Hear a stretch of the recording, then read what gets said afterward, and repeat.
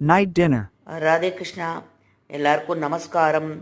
நம்மளோட night dinner வந்துடுத்தோ. என்னன்னா இட்லி, நல்ல சாஃப்ட் இட்லி, அதுக்கப்புறம் சாம்பார், டிஃபன் சாம்பார்,